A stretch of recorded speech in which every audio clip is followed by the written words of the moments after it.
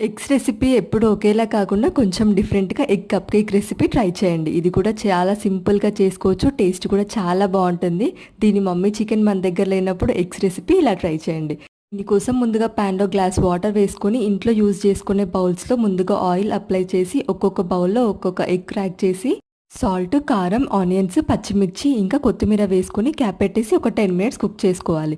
ఆ తర్వాత ప్యాన్‌లో ఆయిల్ వేసుకొని ఆనియన్స్ ఇంకా పచ్చిమిర్చి, కరివేపాకు, అల్లం వెల్లుల్లి పేస్ట్ వేసుకొని ఇప్పుడు వీటిని కూడా బాగా ఫ్రై చేసుకోవాలి.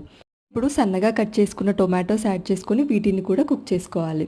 టొమాటోస్ కుక్ అయిన తర్వాత హాఫ్ టేబుల్ స్పూన్ పసుపు, కారం ఇంకా సాల్ట్ టేస్ట్‌కి తగ్గట్టు యాడ్ చేసుకొని ధనియా పౌడర్, గరం మసాలా కూడా యాడ్ చేసుకొని వీటిని కూడా బాగా కుక్ చేసుకోవాలి.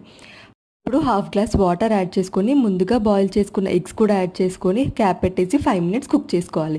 ఫైనల్‌గా కొత్తిమీర వేసుకొని సర్వ్ చేసుకోవడమే. అంతే సింపుల్‌గా చేసుకునే ఎగ్ రెసిపీ.